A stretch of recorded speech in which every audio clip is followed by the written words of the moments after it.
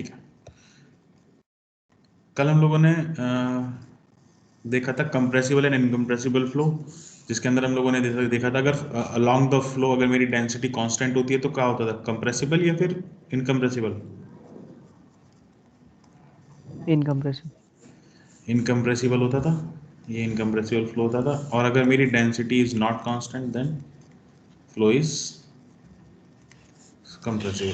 Compressible flow, rotational और irrotational flow भी देखा था। अगर अपनी एक्सिस के अबाउट, अपने सेंटर ऑफ मास के अबाउट अगर पार्टिकल अपनी स्ट्रीम लाइन में मूव करते हुए अगर मूव कर रहा है then the flow is called rotational flow. और अगर ऐसा नहीं कर रहा है, अगर वो रोटेट नहीं कर रहा है अपने एक्सिस के then the flow is said to be a irrotational flow. उसके बाद हम लोगों ने लैमिनार और टर्बुलेंट के बारे में भी देखा था कि जिसके अंदर इंटर जंपिंग नहीं होती पार्टिकल्स की, सारे वेलोसिटी कंपोनेंट एक डायरेक्शन में हो, तो this type of well arranged flow is called laminar flow, जिसको हमने रेनॉल्ड्स नंबर से क्लासिफाई किया था। इन case of pipe flow Reynolds number less then 2000 होता था तो लैमिनार, और ग्रेटर देन 4000 होता था टर्बुलेंट।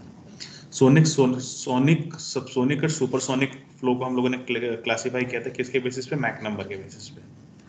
मैक नंबर के बेसिस पे क्लासिफाई किया था। तो मैक नंबर अगर लेस देन 1 है then subsonic, if Mach number is equal to 1 then sonic, if Mach number is greater than 1 that is called supersonic.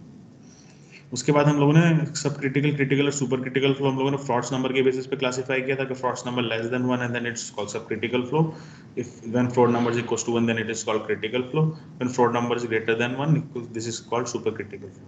फिर 1 2 3 डायमेंशनल फ्लो भी हम लोगों ने देखा था, जिसके अंदर हम लोगों ने देखा था कि अगर हमारा जो वेलोसिटी कंपोनेंट है वो एक स्पेस कोऑर्डिनेट और टाइम पे डिपेंड करता है तो 1 डायमेंशनल फ्लो, 2 स्पेस कोऑर्डिनेट और टाइम पे डिपेंड करता है 2 डायमेंशनल, और 3 स्पेस कोऑर्डिनेट्स और टाइम पे डिपेंड करता है तो 3 डायमेंशनल फ्लो। लास्ट हम लोगों ने स्ट्रीम लाइंस भी देखी थी, तो हम लोगों ने देखा था कि क्या होती थी स्ट्रीम लाइंस, कोई बताएगा डेफिनेशन?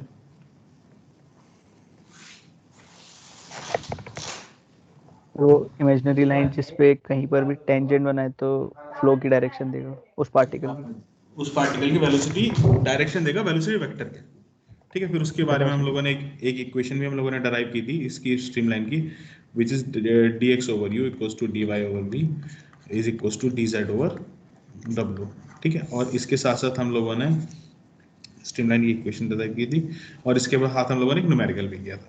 तो कल हम लोगों ने इतना पार्ट किया था, किसी को कोई प्रॉब्लम हुई? No sir. किसी को कोई प्रॉब्लम? ठीक है, देन हम लोग बात करते हैं पाथ लाइन की। What is path line?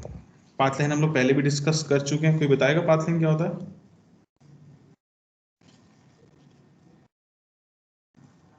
से कोई भी पार्टिकल जो पाथ फॉलो करता है फ्लो में। हाँ, it is a actual path followed by the particle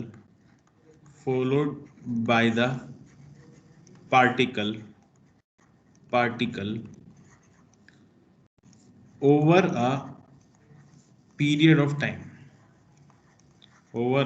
of time, बात समझ में आई? मतलब क्या है और थोड़ा अच्छे समझाता है। फॉर एग्जाम्पल, मैंने एक पार्टिकल को पकड़ लिया अपने पास, कोई भी एक पार्टिकल, फ्लो में तो मिलियंस ऑफ पार्टिकल्स होंगे ना, तो मैंने कोई भी एक पार्टिकल पकड़ लिया, मैंने देखा वो किस किस डायरेक्शन में जा रहा है, वो किसके, पहले वो पार्टिकल यहाँ गया, फिर वो यहाँ गया, फिर वो यहाँ गया, फिर वो यहाँ गया, फिर वो यहाँ गया, फिर वो यहाँ गया, ऐसे करके वो मूव करा रहा है पार्टिकल। तो जो मैं अगर इन सारे पॉइंट्स को लाइन ज्वाइन कर दूं, जो एक्चुअल पाथ है उस पार्टिकल का, तो इस पाथ को बोलते, इसको बोलते हैं हम लोग पाथ लाइन। तो वो इस पार्टिकल की पाथ लाइन हो गई। बात क्लियर है या नहीं क्लियर है?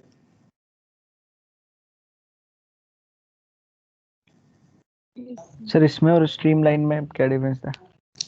इसमें और स्ट्रीम लाइन में ये डिफरेंस है कि वो हम स्ट्रीम लाइन पे अगर कोई भी पार्टिकल होगा और उस टाइम पे मैं वहां पे टेंजेंट ड्रॉ करूंगा तो उस पार्टिकल की डायरेक्शन बताएगा। वो जरूरी नहीं है कि वो एक ही पार्टिकल हो, वो कोई और पार्टिकल भी हो सकता है, तीसरा पार्टिकल भी हो सकता है। फॉर एग्जांपल, कोई पार्टिकल घूमता हुआ यहाँ पे आया और उस टाइम पे मैंने टेंजेंट ड्रॉ करी तो वो उसकी डायरेक्शन बता देगा। जबकि पाथ लाइन क्या होती है, पाथ लाइन हर पार्टिकल की एक अलग अलग होती है। बात क्लियर है नहीं? Yes sir. मतलब एक स्ट्रीम लाइन पे अगर कोई भी पार्टिकल आया और उस टाइम पे अगर मैं वहां पर टेंजेंट ड्रॉ करूंगा तो उसकी डायरेक्शन बता देगा ये पार्टिकल अब इस डायरेक्शन में जाएगा। बट पाथ लाइन क्या है, ये हर एक इंडिविजुअल पार्टिकल के, फॉर एग्जाम्पल ये ये वाला पार्टिकल है तो ये पार्टिकल पहले यहाँ गया यहाँ गया यहाँ गया। और दूसरी बात ये है कि पाथ लाइन इंटरसेक्ट कर सकती है आपस में। अब इसका रीजन बताना पड़ेगा क्यों कर सकती है, पता है क्यों? सो दो अलग पार्टिकल क्लैश हो क्योंकि सकते यहाँ पे दो अलग पार्टिकल है, जबकि हम लोगों ने बोला था स्ट्रीमलाइन इंटरसेक्ट नहीं कर सकती, क्योंकि वहां पे एट अ टाइम हम लोग एक पार्टिकल की बात कर रहे हैं। हम कह रहे हैं कि एक पार्टिकल दो डायरेक्शन में नहीं जा सकते, बट दो पार्टिकल तो अलग अलग डायरेक्शन में जा सकते हैं ना एक टाइम पे। मतलब एक टाइम पे भी नहीं कर रहे हैं, बल्कि ये तो over a period of time है। फॉर एग्जाम्पल मैं कह रहा हूँ कि 10 मिनट के अंदर ये पार्टिकल कहाँ कहाँ घूम चला गया। ठीक है, तो वो मैं जहां जहां गया उसकी लाइन को ज्वाइन कर दिया, वो पाथ लाइन बन गई। ये दूसरे वाला पार्टिकल इस 10 मिनट में कहाँ कहाँ चला गया उसको करा तो उसको बन गई, पाथ लाइन बन गई। बात क्लियर है? हैं। Yes sir. सबको क्लियर है? Yes sir. ठीक है। अब मैं जैसे कि तुम लोगों को बताया कि पाथ लाइन है, पाथ लाइन है, तो पाथ लाइन में हम लोग पार्टिकल को फॉलो कर रहे हैं। तो जब यहाँ पार्टिकल को फॉलो कर रहे हैं तो पार्टिकल बेस्ड अप्रोच कौन सी थी हमारी? लैग्रेंजियन। Lagrangian approach. तो पाथ लाइन जो फॉलो करती है वो लैग्रैन्जियन अप्रोच को फॉलो करती है।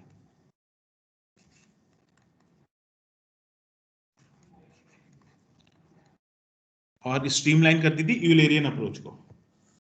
ठीक है। थर्ड, जैसे कि मैं तुम्हें ये चीज बता चुका हूं कि two path lines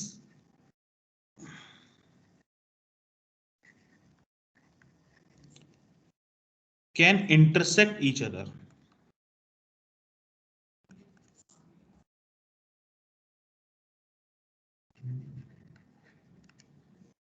clear? Third, fourth, one path line can also intersect itself। मतलब एक पाथ लाइन खुद को भी इंटरसेक्ट कर सकती है।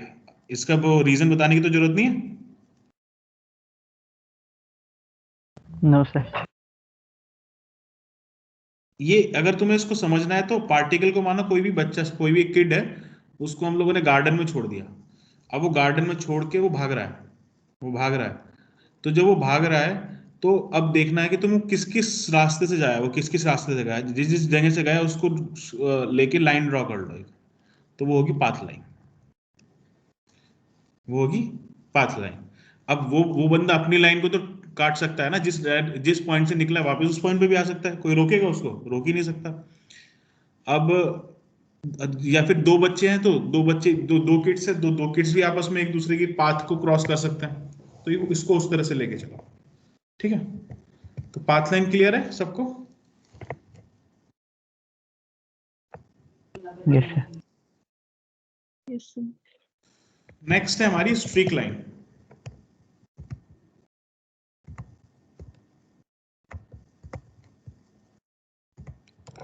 स्ट्रीक लाइन, अब स्ट्रीक लाइन क्या होती है इसके बारे में समझो। पहले इसकी डेफिनेशन लिख देता हूं मैं स्ट्रीक लाइन की। किसी को पता है स्ट्रीक लाइन क्या होती है?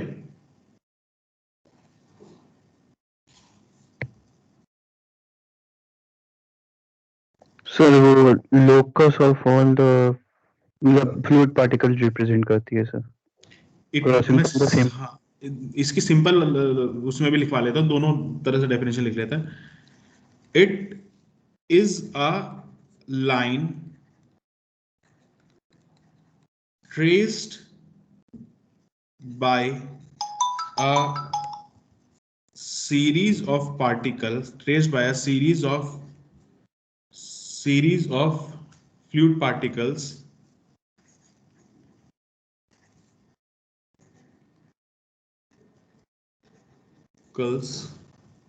passing through a fixed point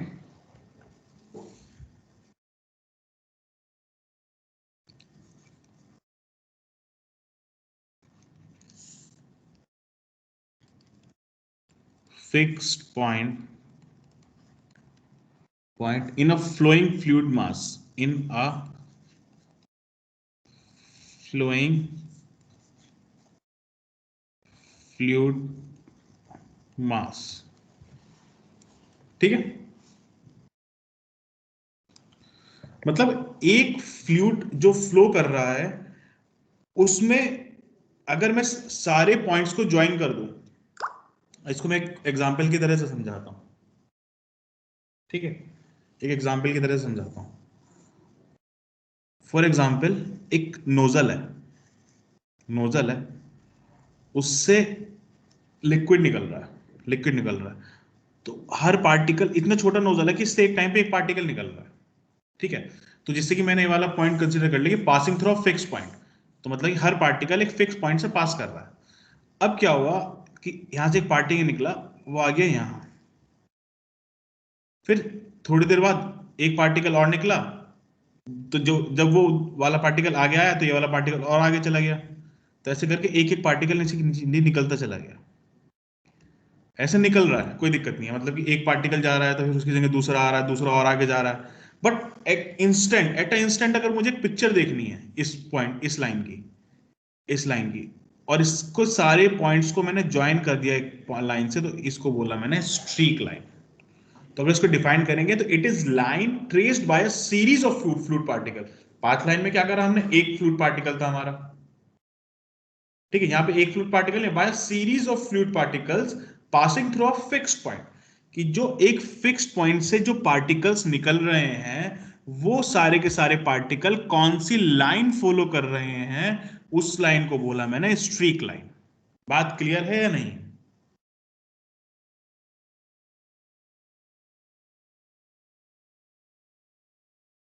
नहीं है ना? हाँ, ये नहीं हाँ, है तो हाँ, कुछ तो बताओ, बीच में क्यों बोल रहे हो?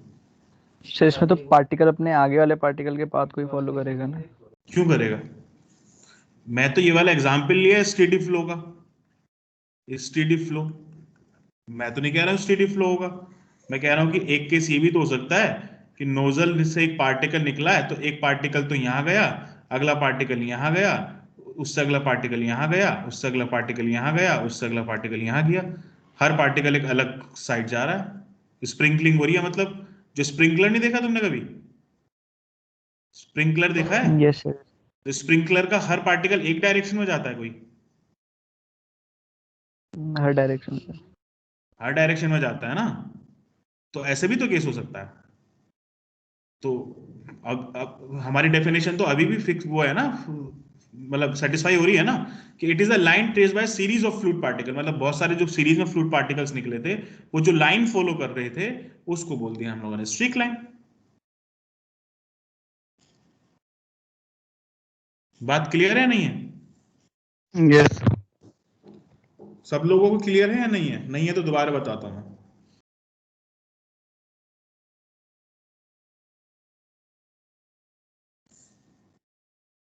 क्या हुआ, क्लियर है या नहीं है?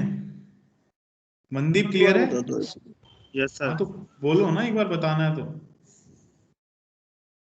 देखो, मैं क्या कह रहा हूं, मैं कह रहा हूं कि एक जगह से किसी भी फिक्स पॉइंट से, यहां पे हमने फिक्स पॉइंट एक नोजल का टिप मान लिया, उस फिक्स पॉइंट से बहुत सारे पार्टिकल निकल रहा है, बहुत सारे पार्टिकल निकल रहा है। अब उन सारे पार्टिकल्स को अगर मैं लाइन ज्वाइन कर लूं और देखूं वो क्या पाथ फॉलो कर रहे हैं सारे के सारे पार्टिकल, तो उसको मैंने बोला स्ट्रिक लाइन। एक एग्जांपल के तौर पे देखते हैं, वो जब हम लोग अभी किंडरगार्टन वाला ले ही रहे हैं तो बच्चों वाला एग्जांपल लेते हैं। फॉर एग्जांपल एक होल था, उससे सिर्फ बच्चा एक बार में एक किड निकल सकता है। ठीक है, एक किड निकल सकता है। तो पहले वो किड निकला और वो भाग के यहाँ पे आया। ठीक है, अब उसके पीछे एक दूसरा किड निकला, तो वो उसको पकड़ने के लिए उसके पीछे गया। तो जब उसको पकड़ने के लिए उसके पीछे गया, तो ये वाला किड और आगे भागने लगा, तो ये आगे चला गया, इसके पीछे एक और आ गया। फिर तीसरा निकला, फिर वो तीसरा लाइन बनाने लगा, तो फिर एक एक एक किड और आ गया, एक और आगे चला गया, एक किड और आया, ऐसे करके सब एक दूसरे के पीछे लाइन से चलने लगे। ठीक है, अब मैं एट इंस्टेंट देखूं कि ये सारे के सारे बच्चे कौन सा पाथ फॉलो कर रहे हैं। तो अगर कैसे देखूंगा, जो सारे के सारे बच्चों की लाइन एट इंस्टेंट, मेरे एट इंस्टेंट जो पिक्चर होगी उसको मैं यहाँ पे लाइन ड्रॉ कर दूंगा। तो इस लाइन को बोल दिया मैंने streak line.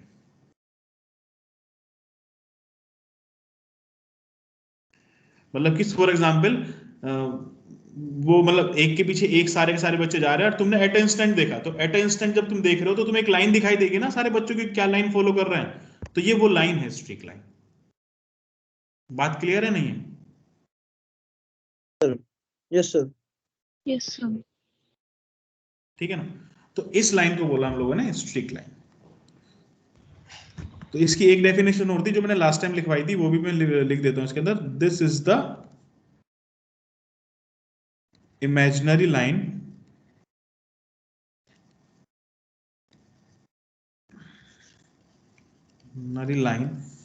which represents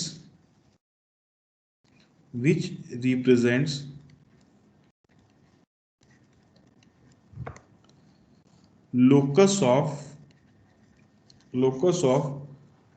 all fluid particles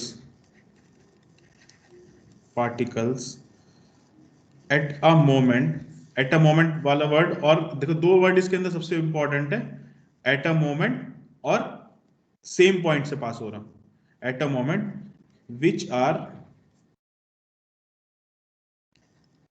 crossing from same point. Correct? बात क्लियर है यहां तक सबको? और एक चीज और याद रखना कि in case of steady flow,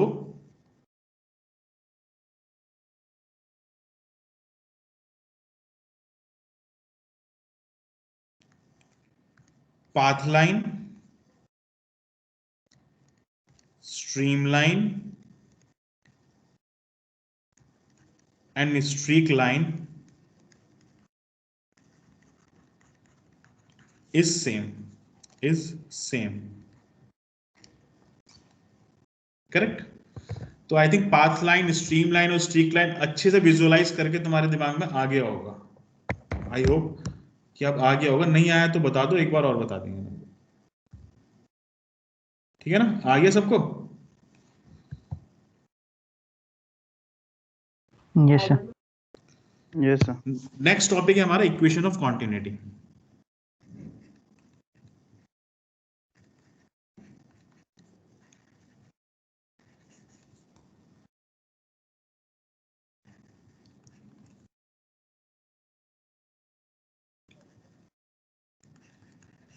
और ये हम लोग जो इक्वेशन ऑफ कॉन्टिन्यूटी डिराइव कर रहे हैं, ये कर रहे हैं हम लोग रेक्टेंगुलर कोऑर्डिनेट्स के फॉर्म में।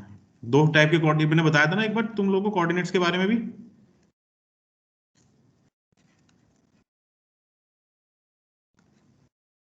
Yes sir. तो दो टाइप के कोऑर्डिनेट्स होते हैं, पोलर कोऑर्डिनेट्स और रेक्टेंगुलर कोऑर्डिनेट्स। तो कार्टेशियन फॉर्म, ये कई बार मैंने तुम लोगों को एक एग्जांपल दिया, Cartesian form of rectangular coordinates, ऐसे करके भी कभी कभी आ जाती है इक्वेशन। ठीक है, आई थिंक वैसे तुम लोगों को तो आती होगी काफी अच्छे से ये इक्वेशन, काफी इंपॉर्टेंट है, मोस्ट इंपॉर्टेंट है, याद रखना।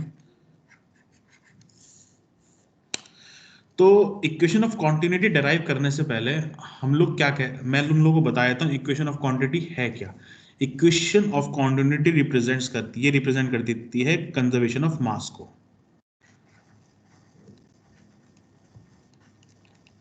कंजर्वेशन ऑफ मास,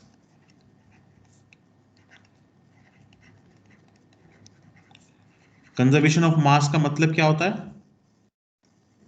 मतलब कि मास जो है वो कभी भी डिस्ट्रॉय नहीं होता। जितना मास फ्लो रेट एंटर होता है, mass flow rate n minus mass flow rate out is equal to mass flow rate stored. Stored 10 apple थे तुम्हारे पास, 10 एप्पल में से तुमने 3 एप्पल खा लिए, तो 7 एप्पल बचे। तो 3 एप्पल कहां स्टोर्ड है? 3 एप्पल तुम्हारे स्टमक के अंदर। ठीक है, तो ये होती है कंजर्वेशन ऑफ मास। मतलब जितना मास आ रहा है और जितना मास जा रहा है, उन दोनों के बीच का जो डिफरेंस है वो मास स्टोर्ड के फॉर्म में होगा। इसको बोलते हैं हम लोग कंजर्वेशन ऑफ मास। अब कई लोगों को यहाँ पे मास रेट के बारे में वैसे होना नहीं चाहिए। मास रेट क्या होता है, यहाँ से मैंने जो मास रेट लिया है वो होता है मास पर यूनिट टाइम। ठीक है, मास पर यूनिट टाइम। तो अब हम लोगों ने इक्वेशन ऑफ कॉन्टिन्यूटी को समझने के लिए हम लोग एक एलिमेंट कंसीडर करेंगे। हम लोगों ने एक एलिमेंट लिया,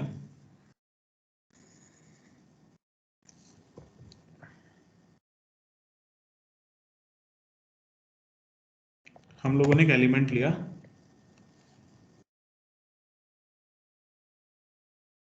एक मिनट दोबारा बना,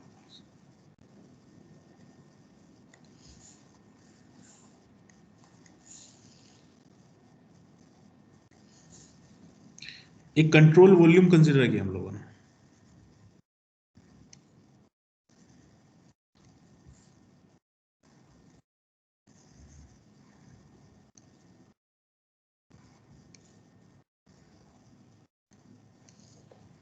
कंट्रोल वॉल्यूम कंसीडर किया हम लोगों ने, तो इसके अंदर से ही बना देते हैं।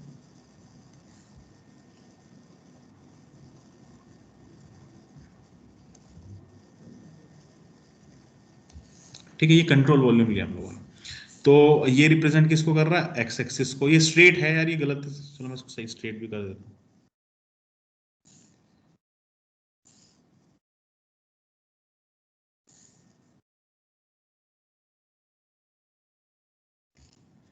ठीक है, ये एक्स एक्सिस है, ये सपोज करो ये वाई एक्सिस है, और ये मेरी जेड एक्सिस है।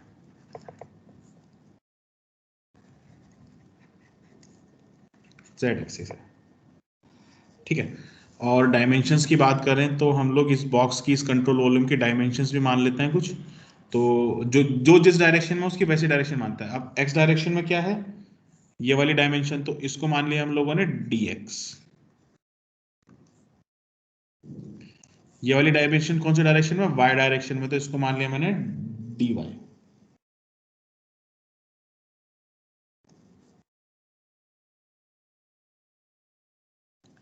और z डायरेक्शन में कौन सी है, ये वाली अंदर वाली, तो इसको मान लिया मैंने dz। यहां तक कोई प्रॉब्लम तो नहीं, डायमेंशन समझ में आ गई ना, कैसे कैसे डायमेंशन लिए हमने।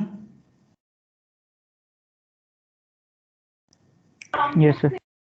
हाँ, तो मैं कह रहा हूं कि अब इसके अंदर 3 डायरेक्शन है, तो हर डायरेक्शन से मास एंटर हो रहा होगा।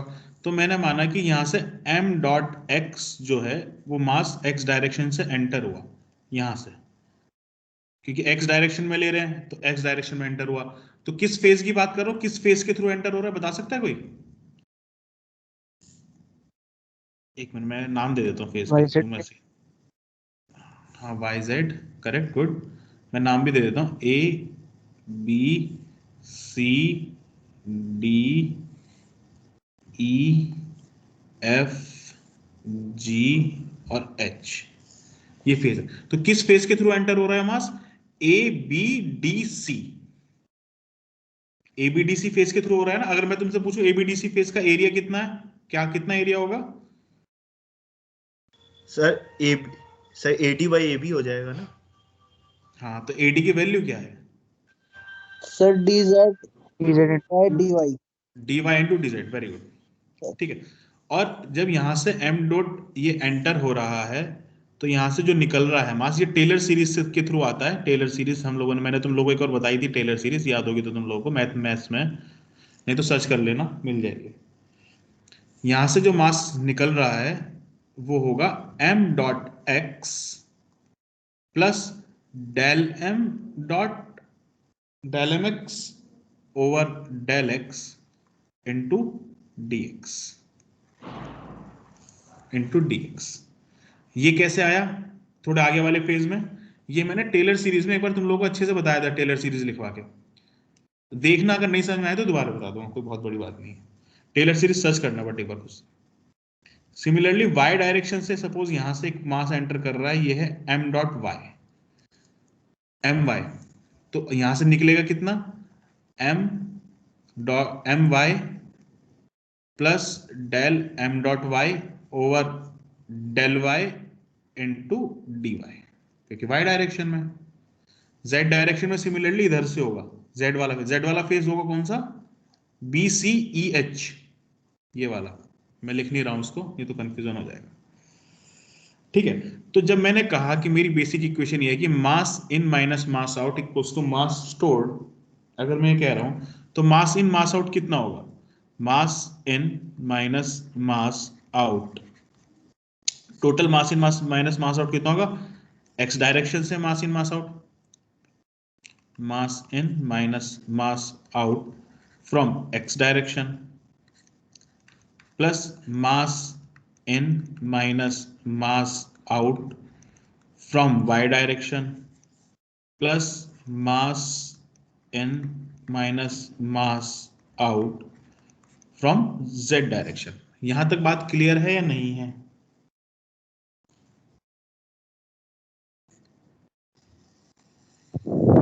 Yes sir.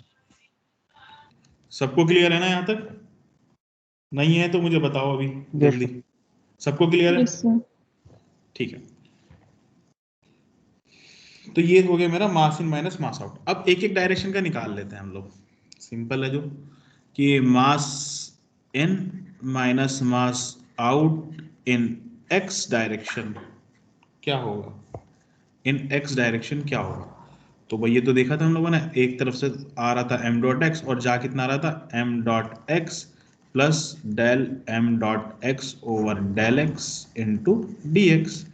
तो सिंपल सॉल्व करेंगे तो कट जाएगा और ये आएगा क्या आएगा, माइनस के minus del m dot X over del X into D X. अब मैंने तुम लोगों को यहाँ पे बताया है कि ये m डॉट क्या होता है, m डॉट क्या होता है, मास ओवर टाइम, ये होता है ना। अब मास को क्या लिख सकता हूं मैं, डेंसिटी इंटू वॉल्यूम लिख सकता हूं, कोई दिक्कत तो नहीं है। और वॉल्यूम अपॉन टाइम को मैं लिख सकता हूं डिस्चार्ज, तो रो इंटू क्यू। तो मतलब कुल मिला के m डॉट क्या है मेरा, डेंसिटी इंटू डिस्चार्ज, यही है ना m डॉट। तो डेंसिटी इंटू डिस्चार्ज क्या होता है, एरिया इंटू वेलोसिटी, तो area into velocity.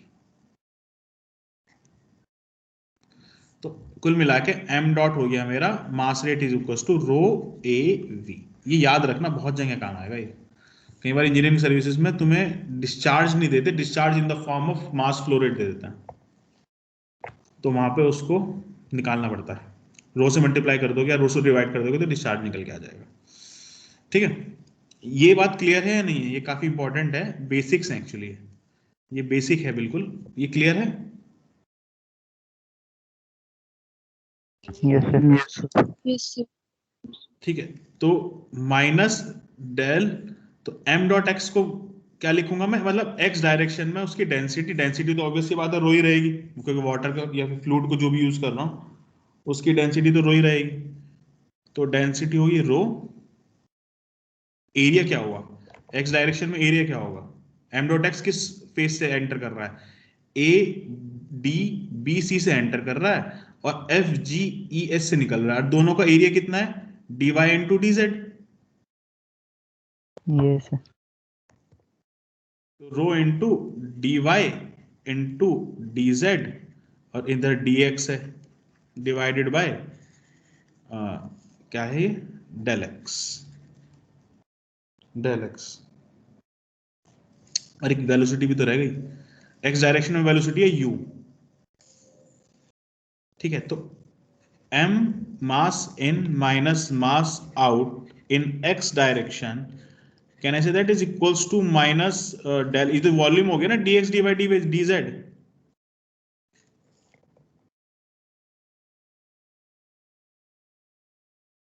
Yes, DV dv into rho into u over del X, और I can also write like del rho u over del X into dv। इसको एक equation number दे दो, दो दे दो, कोई problem तो नहीं है ना यहां तक? जैसे एक नॉर्मल काम किया है हम लोगों ने, और तो कुछ किया ही नहीं। ठीक है, तो ऐसे ही अगर मैं y डायरेक्शन में निकालूं mass in minus mass out in y direction, तो वहां पे भी यही आ जाएगा, माइनस डेल रो अब u है, अब उसकी जगह v हो जाएगा क्योंकि y डायरेक्शन में v वेलोसिटी होगी, और यहाँ पे डेल x की जगह हो जाएगा डेल y इंटू dv। यहां तक कोई प्रॉब्लम तो नहीं है? Mass in minus mass out in z direction, similar minus del rho w over rho z into dv।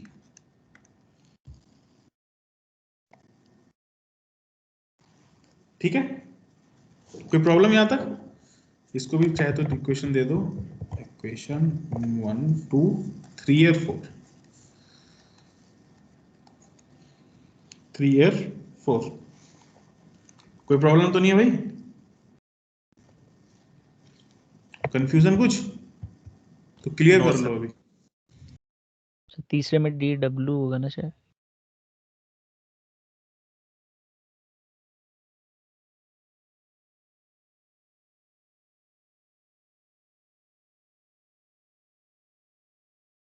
कहाँ पे डब्ल्यू होगा?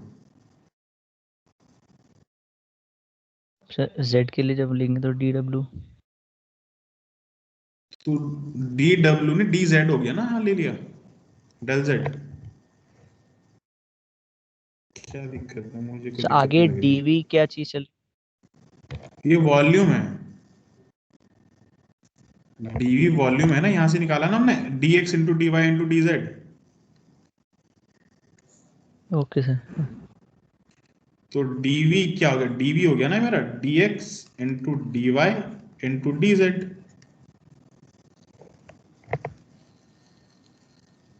ठीक है, तो अब ये इक्वल टू किसके था मेरे? Mass stored, mass stored. मैं तो मास स्टोर्ड कितना है? मतलब कि total d m mass stored divided by d t del t, या फिर इसको मास को मैं डेंसिटी इंटू वॉल्यूम लिख ही सकता हूँ, ये तो पता ही है तुम्हें। तो उसको डेंसिटी इंटू वॉल्यूम कितना हमारा total d v over d t. तो हम लोगों ने इसको भी चेंज करके लिख लिया del rho over del t into d v. तो ये इसको मैंने दे दिया इक्वेशन नंबर 5। तो अब मैं सारी की सारी वैल्यू पुट कर देता हूं एक इक्वेशन में। ठीक है, जो कि इक्वेशन क्या आती कि total mass n minus mass out is equals to होगा mass stored, mass stored, mass stored. ठीक है, तो जब मैंने सारी इक्वेशंस पुट करी तो सबको ऐड करूंगा x direction y direction z direction में, तो क्या आएगा?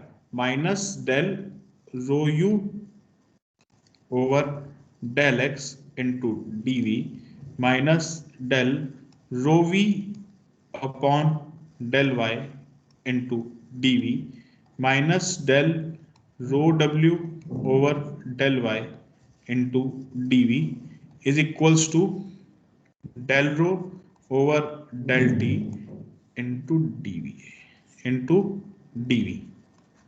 बात क्लियर है? तो डीवी से डीवी सारा कैंसिल आउट हो जाएगा और सारा माइनस वाला एक साइड ले जाते हैं हम लोग।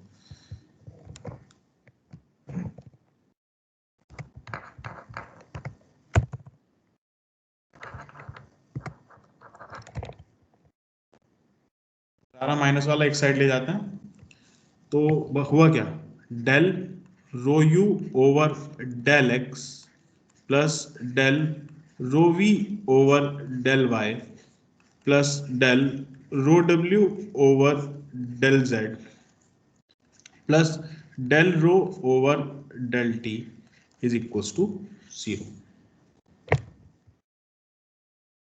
बात सही है? क्लियर है?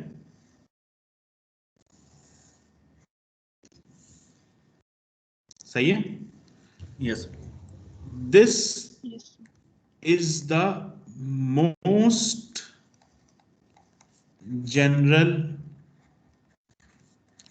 form of continuity equation, three-dimensional continuity equation. Most general form, सबसे जनरल फॉर्म यही है। अब इसके बाद तुम कंडीशंस लगाते चले जाओ और उसके बाद सब तुम्हारे हिसाब से चेंज होता चला जाएगा। फॉर एग्जाम्पल अगर मैं पहली कंडीशन केस लगाता हूं इसके अंदर, केस कि मेरी डेंसिटी जो है वो कांस्टेंट है, ठीक है, मतलब मेरा फ्लो जो है वो स्टेडी है। अगर मेरा फ्लो जो है वो स्टेडी है, तो फ्लो स्टेडी कब होता था? अगर मेरा फ्लो स्टेडी है तो क्या कंडीशन होगी कि जो change in density with respect to time है वो जीरो हो जाएगा, यही होगी, और इसका मतलब मेरी डेंसिटी कांस्टेंट होगी। गलत तो नहीं बोल रहा हूं मैं, क्योंकि कांस्टेंट का डेरिवेशन भी जीरो होता है ना। Yes sir. यस डेंसिटी मेरी कांस्टेंट होगी, अगर मेरी डेंसिटी कांस्टेंट है तो मैं इसको बाहर भी लिख सकता हूं आराम से, सॉरी बाहर कह रहा हूं, तो मेरा ये वाला पोर्शन हो जाएगा जीरो, आगे वाला। तो मेरी इक्वेशन कैसे बन जाएगी? Del rho u over del x plus del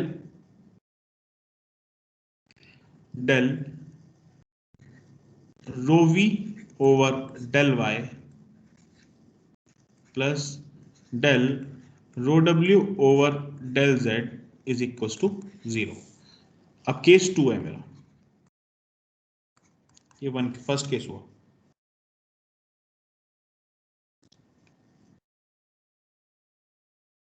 अब मैं कह रहा हूं कि स्टेडी भी है और इनकम्प्रेसिबल भी है।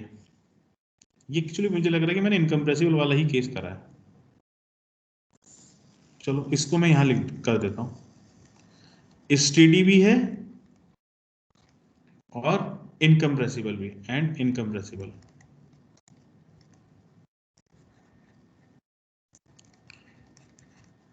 ठीक है, तो उस केस में क्या होगा, डेंसिटी भी बाहर आ जाएगी, del u over del x plus del v over del y plus del डब्ल्यू over del z is equal to zero, क्योंकि यहां पे डेंसिटी हुई कांस्टेंट, इनकम्प्रेसिबल।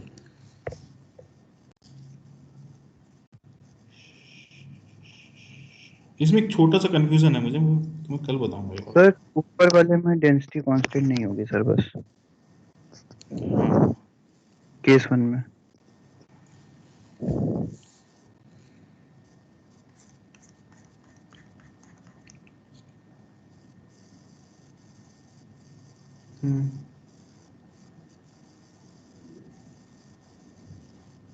अभी भी कंफ्यूजन है, खैर वो मुझे, चलो मैं अपना, वो मेरा पर्सनल है, मैं बता दूंगा। तो इस केस में del rho over del t is equal to zero हो जाएगा, और रो जो हो जाएगा वो कांस्टेंट हो जाएगा। ठीक है, तो हमारी इक्वेशन ट्रांसफॉर्म होगी इस केस में। केस थ्री क्या होगा हमारा, कि अगर मेरा टू डायमेंशनल फ्लो, अगर मेरा फ्लो होगा मतलब स्टेडी भी है, इनकम्प्रेसिबल भी है,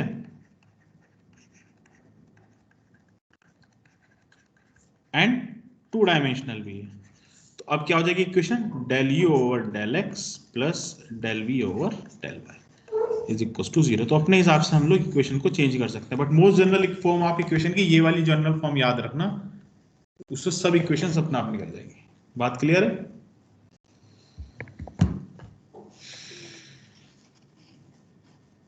यस सर। समझ में आ रहा है ना?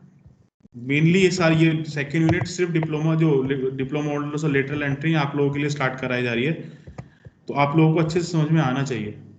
क्यों छाया, समझ में आ रहा है आपको?